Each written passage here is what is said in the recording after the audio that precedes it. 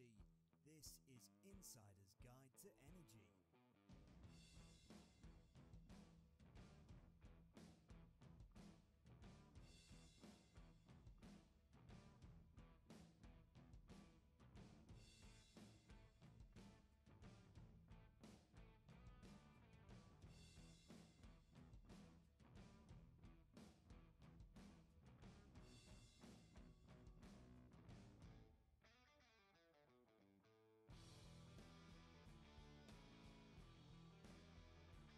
One of the greatest challenges in North America for the energy transition is transmission and distribution networks and the challenges of creating a new grid capable of handling all the capacity we're hoping to add.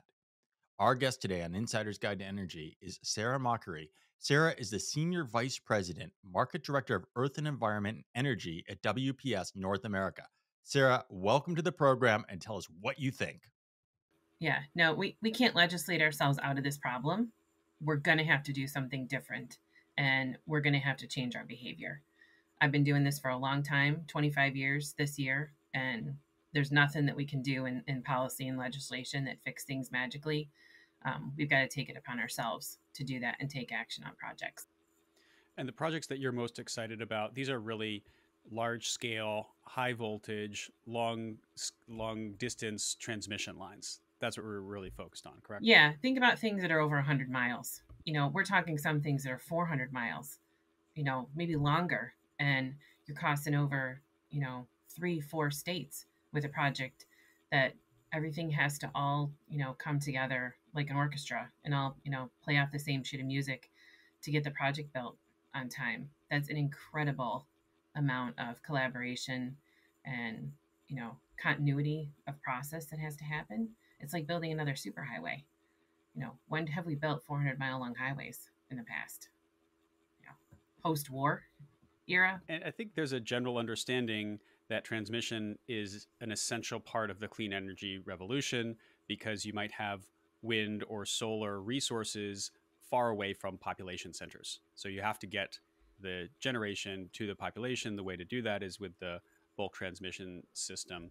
But why is that so hard, right? This should be straightforward. There should be some sort of multi-state body that makes these things work. But as you said, it's a coordination process across multiple states, potentially multiple jurisdictions. So who tend to be the progenitors? Like, who are the entities that actually put forward these large-scale transmission projects?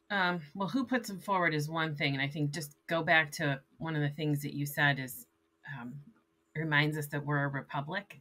Every state has their own process that they can advocate for projects through with different developers or utilities. We don't have a single one-stop shop in the U.S. for transmission like we do even for things like gas pipelines that cross over state boundaries. We do have essentially a one-stop shop. That's FERC. But there's not any one entity in the U.S. that says, you're allowed to build this and, stands up and proclaims this is the project. There's steps toward that direction legislatively to say, we have national interest corridors, but that doesn't mean the project gets approved and built. It just says it's better to do it here than there in comparison to, different countries that have authorities that say we must do this and we'll support it. And when you build it, we will pay you for it. That's not exactly how the US works. And so you have to go to I call them like windows or kiosks. If your project's going through 4 states, you have to think as each one of those 4 states like a kiosk that you're going to have to go to and make the folks in that state happy and satisfied and compliant. That's really interesting that you mentioned FERC is in charge of cross-state pipelines for oil or gas, but not for power. Does that seem strange? I think it does seem strange. I think everyone is asking ourselves this question right now. These projects are so large. There is no one in charge that can make this project happen. We can put it on a dashboard for the White House to put the project in a spotlight, but there's not a single entity that can tell you, build this. You have to go to every single one of those stakeholders and make sure that there's buy-in and you're following through the process of the project that they control. So it just means your list of stakeholders and parties that have to participate is so long. And, it requires an incredible amount of fortitude in the beginning and collaboration to bring all them together and you got to carry them along all the way through. You know, you don't have that one-stop shop that you can go to. It's got to be something that you can take on and run with for sometimes 7 or 10 years. That's a lot of time and a lot of money. And the entities that are doing that. So when you talk about the entity that is around for 10 years to bring that through a multi-state process, that is an ISO or a utility. Who's really doing that pushing, given how challenging it can be? Yeah, the ISO sets the need in the market, but the utilities and the developers have to have that willingness to endure that for 10 years. And the money that they're using to finance the project, whether it's money from a ratepayer or money from the market, has to have that patience. We refer to it sometimes as, you know, is it patient money or anxious money? And, you know, ratepayers, it's anxious money. It's money you're using that's coming from people's utility bills every day. You know, money from private equity in the marketplace might be more patient, or maybe not. It just depends on, you know, what that stress on their portfolio they can take. And so we even look at projects that way as a consultant. It's like, what's the tenor of the money behind the project and in the marketplace? Is that an impatient or a patient market? And how sensitive is the market? You brought up the ratepayer, right? And so the ratepayer is pretty concerned about energy prices at any given moment. So is the price of energy a direct impact of how they support the project? And can you expedite a 10-year project into multiple years during a peak energy price time frame? Yeah, I mean, you brought up a really good point in terms of the cost of the project, because if a project takes 10 years and you forecasted the price 10 years ago and you're finally shovels in the ground, the project probably costs a lot different amount of money now. So I think the ratepayers are really sensitive. And I think part of the reason is, like, maybe when you were growing up, do you remember or did you ever hear about why is the utility bill this much? Like, what's in it? It seems very mysterious. And so I think people are much more attuned now to the cost of energy. You know, I don't remember hearing that when I was a kid. Like, I don't remember hearing my parents talk about the cost of energy, like the cost of the bill that showed up at the house, but not why it's that much. I think the public is much more attuned now when they see projects and there's so much media of how much is this going to cost me. I think there's also a better sensitivity of, you know, if it takes 10 years for this project to be built. We have all seen inflation, especially now in the market. We know things are more expensive than they were even just a couple of years ago. Just forecast that onto a power project that has to buy billions of dollars worth of equipment. You know, I think it's X today. What's it going to be in 5 years from now? So I think the cost part of the equation is much more important, and there's a lot more interest in it in a different part of the project now than there ever was in the past. It's much sooner. For people who are looking at their energy bill at home, the fun part is half of the bill is generally energy, the commodity. The other half is T&D. And so we're talking about the T part, the transmission.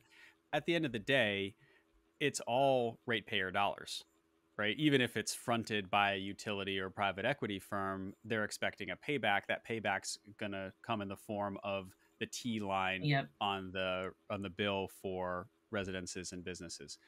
That said, this is necessary to maintain and expand the grid so that we have reliable, cheap power. And in fact, transmission should stabilize power prices if we're better connecting supply and demand. So I think all of that's positive. What is WSP's role in the process? You're clearly there along the way, but not necessarily the utility or firm that's driving the process, but you're definitely shepherding. Tell us more about that role. Yeah, I like the word shepherd. It's a good one. Our role is really to get in as early as possible and be that shepherd all the way through and remove risk and help clients go through a process where, you know, if they can de-risk something at, you know, every stage, it's going to turn into savings for the ratepayer. So think about it in terms of, I have an idea. This is a project I want to develop.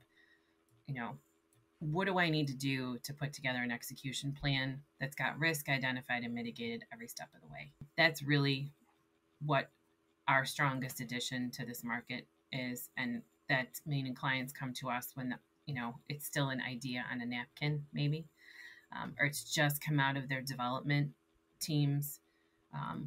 workshop and they say, we have this project, this is what we're going to plan to build, it's on this timeline.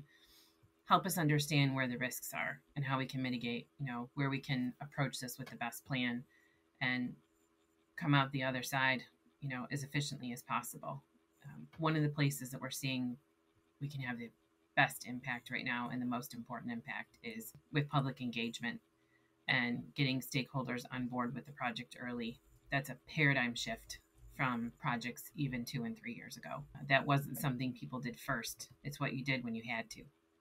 And that's something that we're really pushing forward with clients, is to think about doing that engagement early, often, and consistently.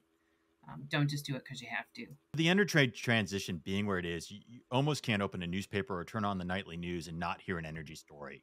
So mainstream America is thinking about energy, electrification in particular, EVs and all of that. How is that impacting all of this? Because I would imagine if we're going to hit some climate goals, or if you care about climate goals, there's going to be an impact to the grid's capability. I think in the pre-call, you and I've talked about reliability in the past. Is the average ratepayer or homeowner in tune with that? And when you're saying engaging early, are they getting bought into that new solar farm that's going to maybe be opening up in their region, and then how it's going to get that electricity up to, let's say, Manhattan or some big city that wants that electricity? Maybe you can. Yeah, I think that they're engaged in it if the people building the project want them to be. And I think the other thing when you talk about EVs, and I'll say, just because I have 2 kids, and you know what, I have a bunch of in my house, cords. I have cords for everything, and everything we want to do is a plug-in. We're plugging in our phone, we're plugging in iPads to charge, we're going to plug in cars to charge. The transmission grid is so essential for all that to work. I mean, you plug in your Christmas lights, for heaven's sakes. Like, everything's got to have an extension cord. Without that extension cord, it's not going to work. And so I think that it's twofold. I think it's understanding what we're doing in our daily life that's increasing the demand, because we are reducing some of the burden in some areas and coming up with efficiencies, but we're also making new stuff that has to be plugged in and needs power, and that's EVs. And so, that awareness and that education as it relates to the stuff you're plugging in your house, but that solar farm down the road, it's like, why do we need that solar farm? That's a conversation. That's the engagement that I think people are really hungry for, and they get it, but you need to take the time and the energy, physical energy, and have the desire to want to discuss it with them and bring them along through that journey of the project, of saying, why is this project here? And connect it to all those uses, and I think, people get that when you take the time to have that discussion. Then how big a line item is communications and PR in a project like this? If I've got a multi-year project and I need to get thousands of stakeholders involved into it, is it a noticeable line item then in any of these projects? Yes. Aside from the cost and having a justification for the need, it's probably one of the biggest needs right now. And line item, like we said, there's regulatory requirements of when you engage the public that are part of almost every state or federal or local regulatory process. But there's also a behavioral part, which you, as the project developer, proponent, you can change that paradigm beyond what's just required and do that consistent engagement at the beginning, the middle, and the end, and carry it all the way through. That can really be something that makes or breaks these projects. And getting those stakeholders on board so they feel like they're a partner, not an adversary, can really change things, especially because these are not projects these people have seen every day. I've not seen 400-mile-long transmission lines in my lifetime, and I've been doing nothing but energy work for 25 years. We didn't have somebody knocking on our door and consultants saying, I want to build a 400-mile-long or 700-mile-long project. That just wasn't the norm. So the public hasn't seen these kinds of projects. That's the difference. And bringing them along that entire journey could make the difference between a good and a bad outcome on a project. Can you talk about some specific projects? Most notably here in New England, there have been several that have actually failed, going through either Maine or New Hampshire. And I believe you've been a part of a more successful project. Would love to understand what the difference is. You mentioned community engagement, but other things maybe on the technological side that lead to success where others have failed. Yeah, I have seen a number of projects in my career. There have been some in New England that many of them did boil down to public sentiment about the project and it not being there. And at the end of the day, the project wasn't successful. But we are working on some really successful projects in New York. The Champlain Hudson Power Express project is one that's currently under construction. Clean Path New York is another project that we've been supporting, and they're on very different timelines. One project's been, it was in the idea and planning phase and went through permitting for a really long time, and the other one has been accelerated and has gone through permitting in record time. And just looking at the difference in those two timelines, you can see what did the public know on, Champlain Hudson Power Express 10, probably 12 years ago versus what the public knows today on a project like Clean Path. Two very different conditions exist. And, that presents an opportunity for the developer of that project to maybe, employ a different approach that might save them a lot of time and eventually a lot of money on getting the project built. Those are some of the things I'd call them maturing that we're seeing in project development, and that maturing is directly related to I think the awareness of the public of the enormity of the need around reliable energy and how important transmission is in that equation. It seems like the state of New York has also been really supportive for the build up of transmission. They have aggressive climate goals. So having perhaps one state that's involved in the process rather than multiple states and having that be a highly motivated partner. It also sounds like there are some unique elements of maybe being underground versus overground that perhaps limit the NIMBYism or public pushback. Are there other technological aspects or regulatory aspects in addition to the community engagement that you see as being a difference maker? Yeah, I think you did bring up a really good point. Is New York is its own market. It's New York is one ISO. It does get harder when you have multiple states involved, but I would take the term stakeholder and make it universal. The states are your stakeholder just as much as a property owner is your stakeholder. You want to engage with them early, often, and all the way through. I think the other good point you brought up is just the differences in technology and approaches, and it's all very customized and very local. So think of your stakeholder who wants you to cross the stream with a directional drill as opposed to an open cut. You're talking to them early and often and all the way through. So they know you didn't just assume that we can do this here. We're going to take a more sensitive approach possibly to this crossing if it's warranted. That is all, I think, just part of the development strategy now of projects and talking about what the approach is and being more engaged and just more transparent that you're open to those different solutions if it can be buried or if it's overhead or a different construction solution for a particular project. That is very much expected now. It's something that could be pushed off to a later time previously. Those are types of things that have to be worked out now in the beginning, or things are slowed down. When you talk about multiple states, what comes to mind for me is California. Where you have all kinds of policy and public policy in your state, which probably means a lot of your power comes from elsewhere or have legacy infrastructure driving renewables and things coming from other areas. What's significantly different maybe than the Northeast quarter to what's taking place out in the West? How are things different and how are they the same? California, you brought up that example of power's got to be imported. That's a big difference. Like there's so much significant generation that is needed to get to the California market, but it's not being generated in California. So the neighboring states have to be willing to play along in some ways, and that I think that starts to edge into the situation of states like California that have really big load centers, but they also happen to be adjacent to the ocean. And is the load going to come from a source a couple states away, like 3 or 4 megawatts of solar or wind that might be in the desert Southwest, or is it going to come from a 3 or 4 megawatt wind farm that's out in the Pacific Ocean? I think those are some of both the luxuries and maybe also the challenges that those coastal states have. Is they might have some choices of where that load can come from. And that has an influence on what the local management of the region, of the utilities is, versus a state like, a Colorado or an Arizona, that they don't have those kind of choices necessarily unless it's imported and the power's got to come from a long distance. It changes the development plan for the project and changes the number of choices that they have.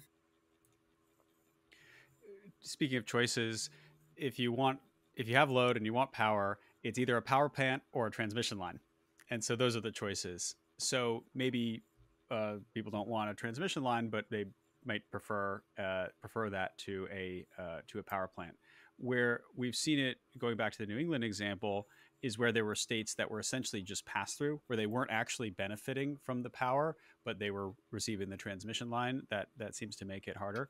Can you speak to some of the environmental questions? I imagine that the environmental impact of a transmission line is much, much less than something like a oil and gas pipeline, but there must still be concerns. Are those warranted? Are these more people worried about electromagnetic radiation? What are those concerns? And the concerns, some of them are the same. There are still questions about ENF, but some of them are very different now. One of the big ones is pipeline infrastructure is usually buried.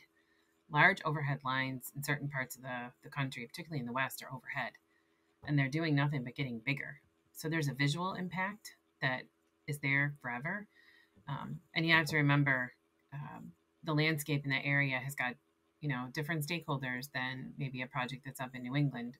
Some of those real sensitive stakeholders are tribes and issues around cultural resource impacts. And with that visual impact being there for as long as the life of that asset, you got to approach that stakeholder differently, and that represents a different kind of permitting challenge. And that permitting challenge starts off with, where do we put the line? Where's the best place to put the line? And it ties back to what we talked about earlier, which is, national interest corridors. Well, the corridors leave you a few choices. It's like, well, the line has to go here because there's a corridor here already. And so you're going to have to manage the impacts if the place to put that line is, you're only left with one choice. Those are some of the differences. Oh, go ahead, Chris. It sounds a lot like we're building it on the fly. So what I'm hearing is not only are we getting distributed energy, but we're getting distributed architects building the infrastructure, because it doesn't seem like there's a single architectural plan. There's recommendations from what you're saying for quarters, but there's no teeth to those.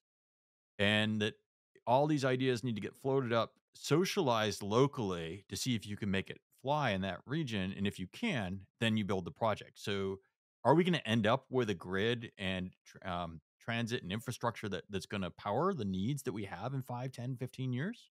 That's the challenge. You hit the nail on the head with that word. We got to socialize it every step of the way. And because there's not one master architect, it does tend to look like a Frankenstein, if you will. I mean, that's what people have said about the grid now. And, we put lines where it's like, we need one here. Okay, let's build one.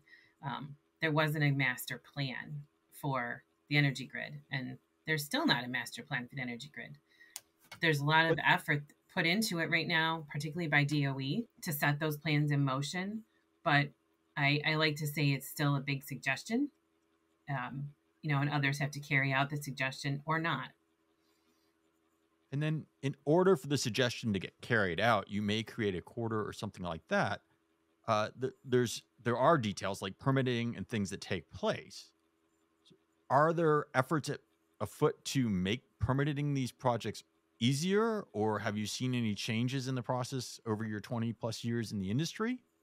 There's definitely some efforts to streamline that are real, but it still means that everyone who wants to build one of these projects has to go get, their own permits and go through the state process. What nothing has done is nothing has eliminated, a gate or a kiosk that you need to go through.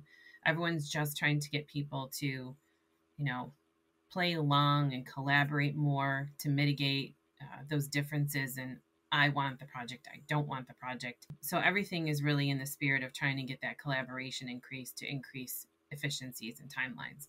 But there's no, I guess I tell people, there's no legislation that's removing a requirement that you don't have to do this.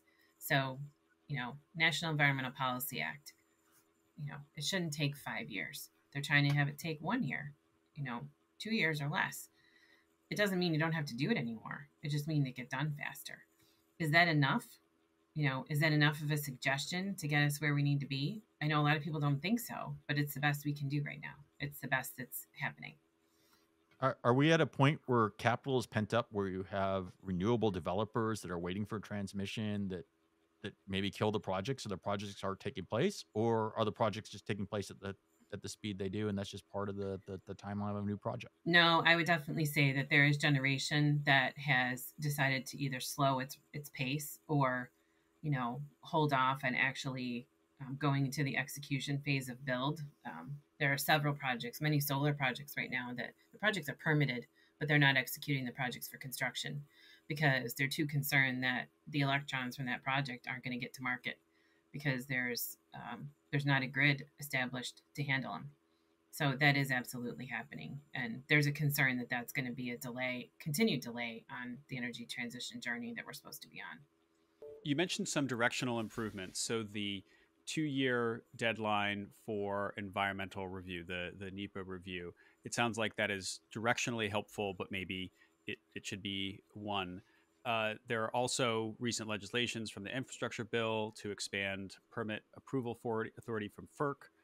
DOE, you mentioned, is trying to do more to coordinate transmission corridors. And then there's additional funding in the Inflation Reduction Act. So it seems like there's a lot of different agencies, a lot of additional funding that's coming through. Is that making a dent, or is that, not sufficient to get us where we need to be? No, it's definitely making a dent, but those are not tools that are available for everyone. And so, it is helping things and facilitating, and I think causing a catalyst effect in the market. But not everyone qualifies for, the DOE funding, and not everyone necessarily wants the DOE funding either, because that comes with its own strings attached.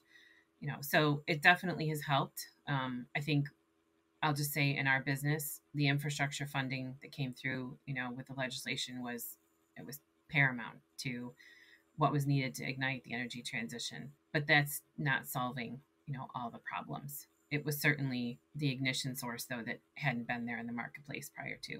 That's great. And it sounds like that there's state leadership too. So New York's clean energy leadership is part of what's driving their initiative to expand transmission line within the state. Do you see other individual states that can follow that lead, maybe where it's not a multi-state project? Yeah, there's certainly opportunities like that, I think, for California. And I think a really interesting observation is New York went at it on kind of everything all at once. To go back to the movie that's all out in the marketplace now, the Everything All at Once. New York had policy shifts on solar, transmission, offshore wind, and even advocating for storage and new approaches to hydrogen all at the same time, which it took, I think, what was in the infrastructure bill and really put it into practice in what they could control within their state. Talk about like a localized catalyst effect. Take advantage of all that at the same time and try to do everything all at once. That really attracts development and really brings people to the table with some ideas that might not have been the same idea a couple years ago because they didn't know if the state and the policy environment would support it. That really makes a difference, and I think it pulls back to that stakeholder connection, which is when the governor and elected officials are kind of all saying the same thing and the constituents start to hear it, there starts to be a common thread in the conversation when an energy developer then comes to those same constituents with a project and they've been hearing it through their local leadership, and their local elected officials all saying the same thing. There is a momentum gained all around. And that is really something that I think other states could look to follow, a method they could follow. Are there innovations on the financing side? So we talked about government grants or loan guarantees. We understand that ultimately the financing is coming from ratepayers in many cases. The number one lever perhaps is shortening the timeline for development, which is through intelligent community engagement, as you mentioned. It sounds like New York is also using RECs as part of the financing. Are there other tools like that that you see being used to finance projects? Absolutely. I think Rex is one. The other interesting thing I think that is happening is you're looking at partnerships, and some of those partnerships are quad ventures. They're not even just tri ventures anymore. And you have pension funds and unions and others getting involved who have a stake in long-term supply chain development, jobs, and economic opportunity. That is not what the calculus looked like a few years ago. And I think that is indicative of how much everyone needs this to happen, because it's not just, your bill at your home is important, but it's also the economic development that can happen around these projects coming to fruition. If you get union members involved, and there can be job creation and real impact at the local level, everyone's a stakeholder in that process, and we're seeing that translate definitely into the space on financing. You're saying don't fight the project, invest in it, and see this as a job creation, industrial development, clean energy expansion opportunity. That's an inspiring message. Yeah, don't fight it, but I think you have to go tell all those people what the benefit is they're going to get, and then they won't fight it. You've got to make that tangible and continue that engagement early and often and all the way through. And then they start to see that it's more than just the project. It's something that they can get behind, and they can see the long-term benefit for them and the community. So how political a topic is energy? And then as you're educating people, is it becoming less political and more about energy, or is it still going to be a political hot potato? I think it'll always be political, because like we were talking about offshore wind, is Kansas have an offshore wind conversation happening? Probably not. So it's political in terms of the sense of place, I think, around the topic. It's like, what makes sense for this group of constituents? And so the political landscape will always fit into that. But I think knowing that is a constant, what can you control? And it's something we always tell clients. It's like, try to work within the bounds of what you can control, and understand that there are certain influencers that you're not going to change, and we shouldn't put too much energy towards those. I think in terms of developing energy projects like this, there will always be a constant of that political turmoil. Energy policy may change if there's a new president. That's going to happen. But, what can you do to influence things and control things locally? That's gaining trust. That's, talking to stakeholders early and often, getting them to understand that even with those changes, you'll still be here. That's something that, you can never strip the politics out of it. But spending too much time focusing on that, you'll never get the project built. So in that answer, what I heard is that you have years of experience coming through, because sounds like you've lived through that and challenged through that. How does one end up where Annie ended up in this role, advising folks on transmission and distribution? Oh gosh, that's a loaded question, Chris. How did I end up here? I think through my career, I've paid attention to what's made something go and not go. And I've also had the luxury of working on some things that were really transformational. I worked on liquefied natural gas at a time when liquefied natural gas wasn't a thing in the US market. So it was these kind of transformational moments in energy. Right now, we're at one of those transformational moments with transmission. It's like we've not paid this much attention to the grid in probably 100 years. And all of a sudden now we're like, oh my gosh, we have all these, stuff that needs to be plugged in, and we need this reliability in the grid, because we're also facing incredible challenges around climate change. The grid is a lot more vulnerable than I think anybody would like to admit it a few years ago. And that's not going to change anytime soon. And so I've, just pulled all of that knowledge and experience through to this next challenge we have, which is how do we then approach, these really large, sometimes, seemingly mysterious projects that are, why are we going to build 400 or 700 miles of transmission? How do we explain that, to all the stakeholders, and move towards the outcome of getting it built? It's fun. I'll give you that. Sara, you started off as a biologist. So I'm curious if you have maybe advice for other people listening. I think when people tend to think of that sort of educational background or applying biology into project finance, it is largely to prevent that happening, as in to stop or to be totally focused on conservation or preservation. And what you're advocating is more of a sensitive approach to infrastructure development. We're going to build, let's do it in the right way and be environmentally conscious about those impacts because it's necessary. How do you think about that framework, and what advice would you have to people listening who might be coming from a similar background? Yeah, it's a great question because I still go back and talk to undergraduate students and graduate students about this, and they say, well, I go count birds. What does what I do have anything to do with what you're talking about? And I tell them it's incredibly relevant because every project that we support and advocate for, they got to go do things like count birds. And if we don't get that right, we don't get that survey right, the regulator doesn't accept it, and we go back to square one. And what does going back to square one mean? Spending more money. And what does that mean? It means we didn't deliver the project at the most efficient cost for the ratepayer.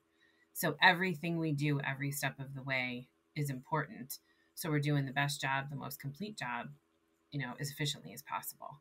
That development cost, which is where we end up spending a lot of our effort in helping them design the project. If that's not done right, the project's going to cost more money. So we try to explain people, every little bit that they add along that journey is important to the outcome on the project every step of the way. And, that's where people get their first taste of what it is to work on a project team of 100 people. Everyone's effort matters. Well, it's been an exceptional conversation. I've enjoyed hearing about the inflection point you talked about as we get to grid, focus on grid, and really the education aspect comes throughout this entire interview of how important it is to get stakeholders and who the stakeholders are on these large projects to see if you can get them forward or how to avoid the pitfalls of having too long a process. I want to thank you, Sarah, for joining us on the program today. It's been a pleasure hearing about this process, and hopefully we solve the problem because it seems like we need to. Yeah, we definitely need to solve the problem. And one of the steps that we've taken recently to help just really inform what's the tenor of things with the American people. WSP just finished our first Pulse on Energy survey, which really tried to go and take that pulse check of what's the public's position on reliability and acceptance and even awareness of this energy transition. And I think it's got some interesting insights that, some things we didn't think that people were paying that much attention to. So really hope everybody can take a chance to look at that survey and find it useful. And we'll keep doing our part to move things along. Sarah, this has been a wonderful conversation. We really appreciate the time. On behalf of me, Chris, and our Insider's Guide to Energy podcast listeners, thank you very much. Thanks. This was great. It was so much fun.